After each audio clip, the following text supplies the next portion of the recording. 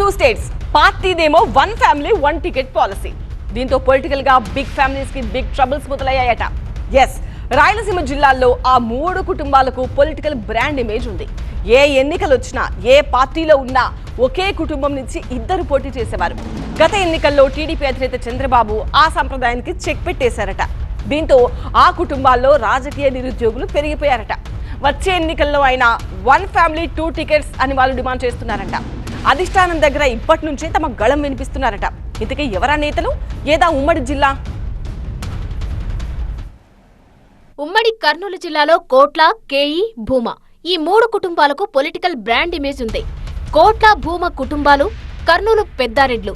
ప్రస్తుతం ఈ 3 political families ఉమ్మడి కర్నూలు జిల్లాలో ఉన్నాయి. 3 కుటుంబాలు కూడా కాంగ్రెస్, వైసీపీ నుంచి టీడీపీలోకి వలస వచ్చాయి. ప్రస్తుతం ఉమ్మడి జిల్లాలో టీడీపీలో సీనియర్లుగా పాతుకుపోయారు. 3 కుటుంబాల నుంచి ఒక్కొక్కరు మాత్రమే ఎమ్మెల్యేలుగా కొనసాగుతున్నారు. గత 2 దశాబ్దాల రాజకీయాలను పరిశీలిస్తే ప్రతి ఎన్నికల్లో కూడా ఈ కుటుంబాల నుంచి ఇద్దరు చొప్పున ఎన్నికల్లో పోటీ చేస్తూ వచ్చారు. కోట్ల కుటుంబం నుంచి దివంగత విజయభాస్కర్ రెడ్డి, ఆయన కుమారుడు సూర్యప్రకాష్ రెడ్డి పోటీ చేస్తూ వచ్చారు. విజయభాస్కర్ రెడ్డి మరణం తర్వాత సూర్యప్రకాష్ రెడ్డి, ఆయన భార్య సుజాత పోటీ చేస్తూ వచ్చారు.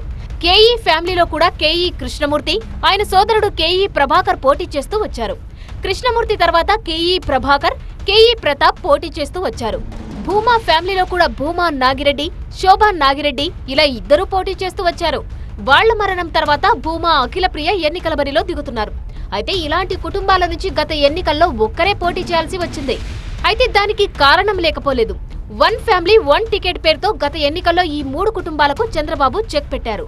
వాళ్ల ప్లేస్ లో కొత్త వారికి అవకాశం కల్పించే ప్రయోగం చేశారు. అది కాస్త సూపర్ సక్సెస్ అయింది. ఒక ఇంటి నుంచి ఒకరికి టికెట్ ఇవ్వడం వల్ల గెలుపుపై ఎక్కువ ఫోకస్ ఉంటుందని, ఆర్థిక వనరుల వినియోగం కూడా సమృద్ధిగా ఉంటుందనేది చంద్రబాబు ఉద్దేశం. అదే ఒకే ఫ్యామిలీ నుంచి ఇద్దరు పోటీ చేయడం వల్ల గెలుపుపై ఎక్కువగా దృష్టి పెట్టలేరని, ఆర్థిక వనరులు కూడా సమకూర్చుకోలేరని చంద్రబాబు భావించారు.